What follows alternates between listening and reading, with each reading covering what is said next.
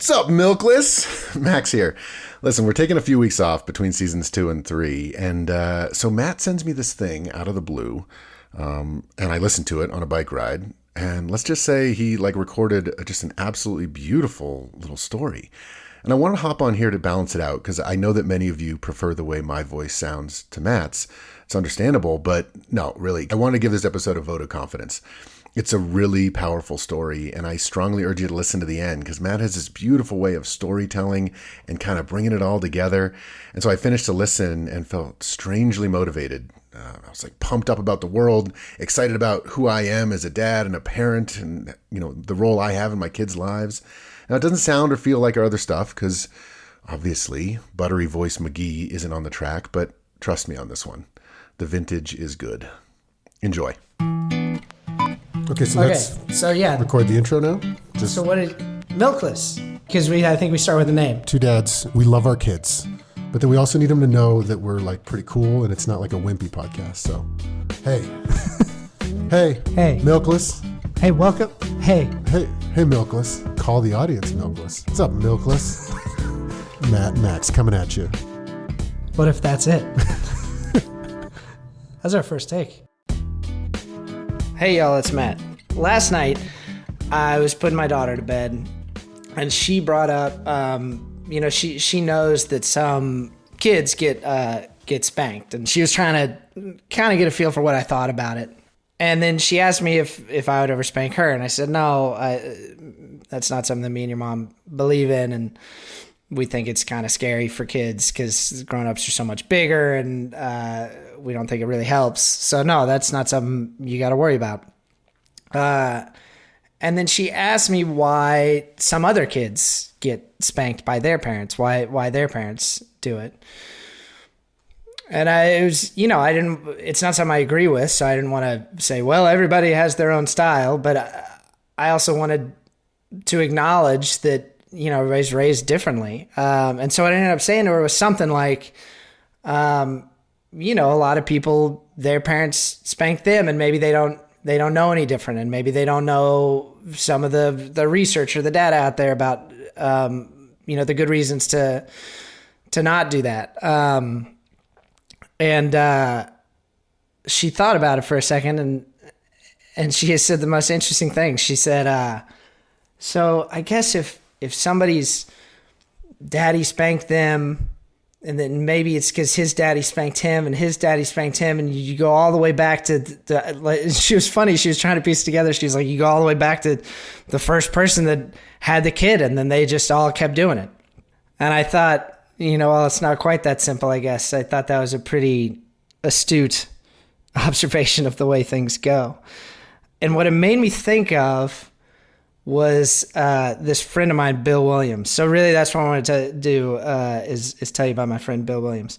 So Bill was one of a few kind of mentors in my life who made me more comfortable with the idea of having kids. My wife kind of knew that was something she wanted before I did, but there were a few people in my life that kind of helped me get there. And I'm very grateful for that because I like it. Bill is a sound guy for many, many years. He's probably about 25 years older than I was. He actually turned 60, I remember, on a shoot that we were on in North Carolina. I remember having dinner with him on his 60th. And Bill was a grown-ass man. And I don't mean that... look, I'm not trying to take anything away from it. This is just my own definition of a grown-ass man. Please don't be offended. These are the qualities that he had that made me describe him that way. Of course, are also qualities that anybody could have because I think they're good qualities. But they're kind of qualities that I think of wanting to aspire to in my own aspiration, be a grown-ass man. This dude, I mean, gosh, he came with our company on a shoot in Haiti. Not long after the earthquake, and there was a car accident because the roads were wild there, and he broke his wrist, and he got his wrist set by this doctor and just walked off a golf course in Port-au-Prince. And then he was recording sound the next day, holding out his boom mic in the crook of his elbow because he couldn't use his hand. he was a pro in every way. I remember one that, filmmaking, particularly documentary filmmaking, is a little chaotic and hard. It can move really fast. And with all the gear and all the moving parts, it's very easy for something to go wrong. But losing footage is like a cardinal sin because you can't exactly repeat in documentary. And I remember one time we were doing this interview, and I got to the end of the interview, and he listened back to his record. He tried to listen back to his recording. One there, he couldn't find it. And this had never happened to Bill before. Bill's the best sound guy I ever worked with, and I worked with a lot of sound guys. And I was kind of, I could just see he had this look on his face. And I was like, look, man, it's on long enough timelines. This will happen. And he had this funny way of talking because he went to military school when he was young. But I said, it's just going to happen. It happens. So he goes, no, it doesn't. And it turned out he hadn't lost the sound. He just couldn't pull it up right then.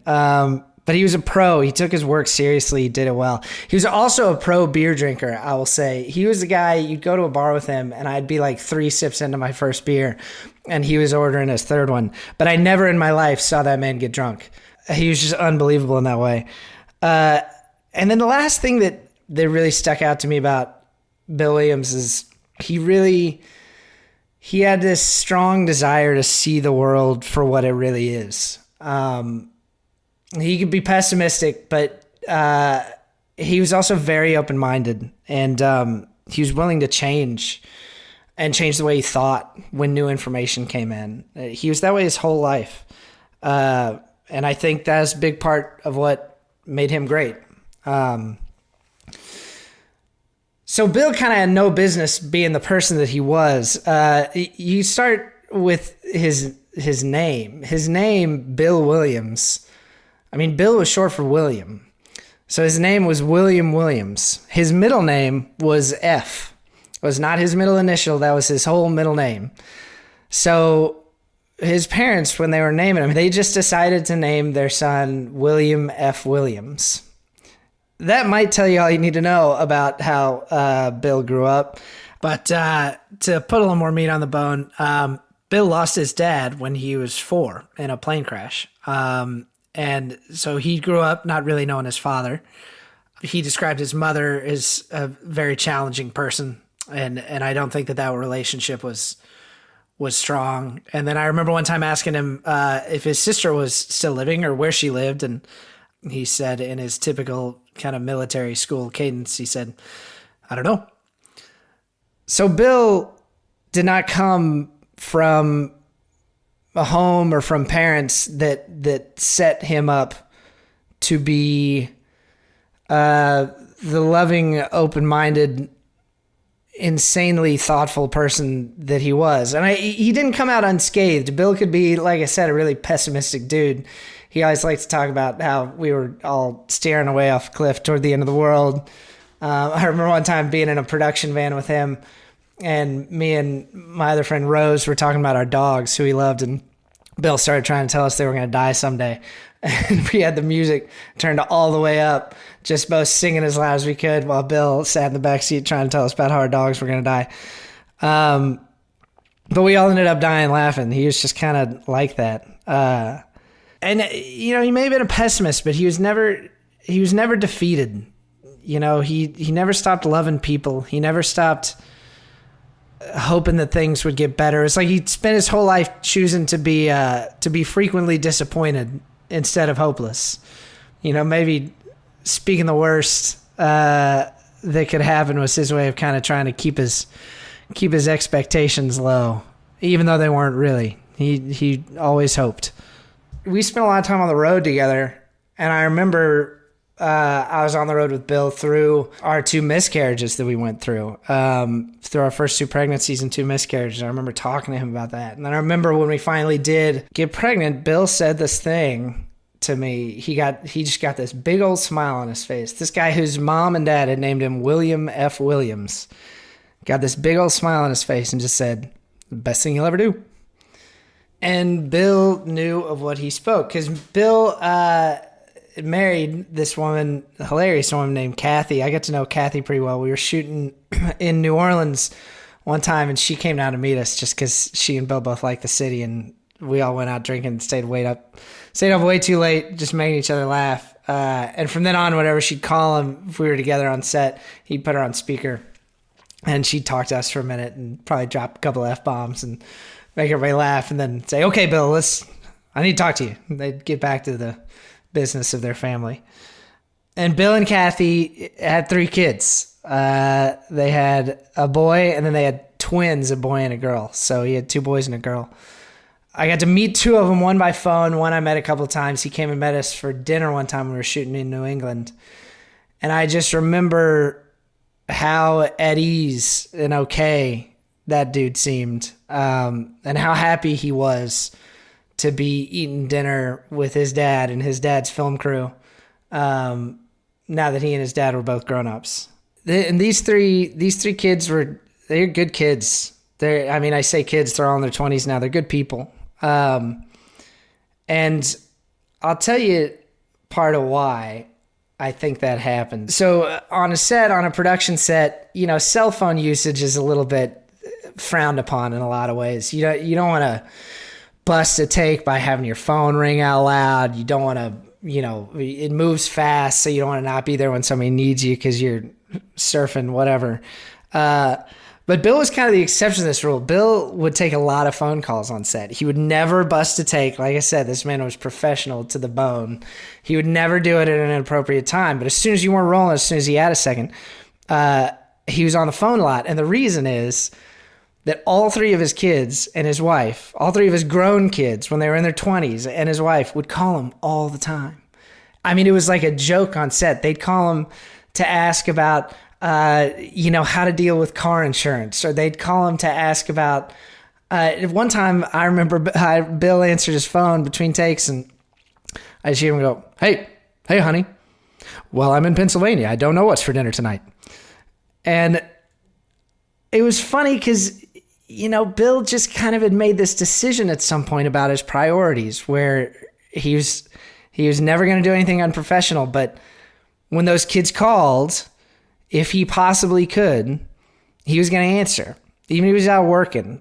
And that was more important to him. And he knew it was more important to him. And it should be more important to him. His wife told me, actually, and this is the kind of thing that Bill wouldn't have told me because he didn't like to brag on himself, but Bill had used to work in sports for a long time. One time we were shooting in Chicago and he got us into the trailer where they were live broadcasting a Cubs game at Wrigley Field. It's just amazing. He did this for a long time, and he actually went to I think 4 or 5 Olympics. He was at the top of the live sports audio game, but when his kids were young, he stopped doing this. He took less interesting jobs just so he wouldn't be on the road so much, so that he could be at home with his kids. By the time he was working with us, they'd grown, so he was traveling again more. But even then, by God, he was still gonna pick up the phone. And normally I don't love having cell phones on set, but with him it was okay. With him it was kind of part of the whole thing. And so those 3 kids knew all the time they were growing up, and even as they became adults, they knew that if they called their dad, he would pick up. And if he couldn't pick up, he'd call him right back. The last episode that Max and I did on season 2 was about both of us turning 40. We kind of ended up talking for a maybe uncomfortably long period of time about mortality. And I guess I have had that on the brain. And some of that's turned 40. And part of the reason for that is that Bill died late last year of cancer. And he was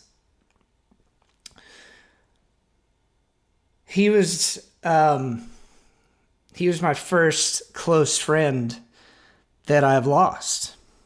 And that was a new experience for me. I remember I got to go over to his house not too long before he passed. Our producer, Tanya, and I drove to Houston to see him. Smoked a joint with him of his medicinal weed that his son was getting him under the table, and just talked about life. He was funny as ever. He was skinny, but he was funny as ever. And at some point, he said, well, we should eat, right? And he went to reheat some barbecue he'd made. He didn't tell us until after he'd made it that he didn't actually have any appetite. He was just making it for us. And then his wife came home. Kathy and his son came over, and we just stood around shooting the shit. His son at that point, his son's baby, Bill's first grandbaby, was doing about, I think, 6 weeks, and Bill passed just before his first grandchild was born. But he knew that kid was coming. He knew that kid was coming, and it made him really, really happy. And so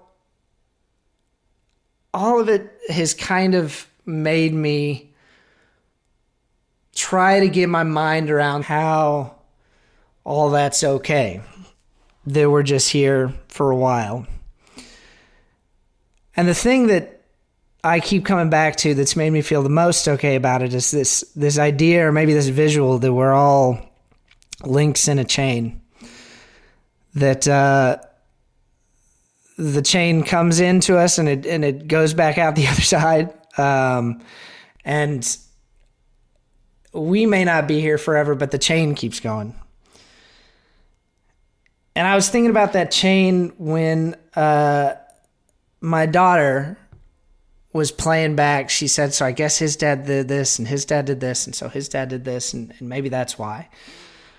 So my wife's a therapist, which I've mentioned before on the show, and her mentor, the guy that she trained under, another guy named Bill, actually, he said once to her, and she relayed to me, that if he could wiggle his nose and change anything about the world, he would just get a whole, just have a whole generation grow up with no child abuse at all. And he said if we could just do that for one generation, we would change the course of history forever. And I was thinking about the way that Bill Williams, my friend, bent the chain of his family history. Now, I don't know that his parents knocked him around or anything like that. He never talk about that. But I do know that his parents did not give to him what he so happily gave to his kids. And I know that the time that Bill spent here changed the course of his family and the way his family will not just do parenting, but do life.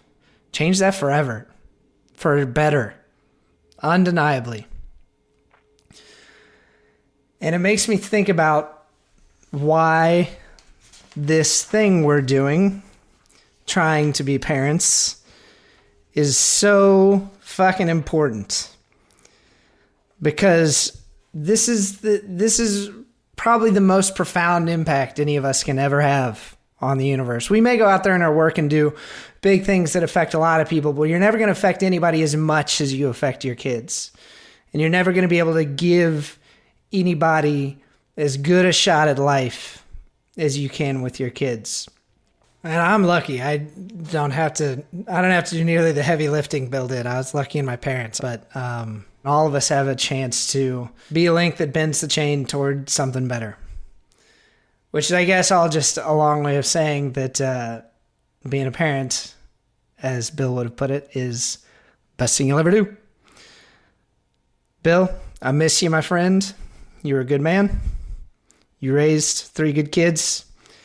You married right, which was probably a big part of your secret. I love you. We'll be back for season 3 before too long, y'all. See you soon.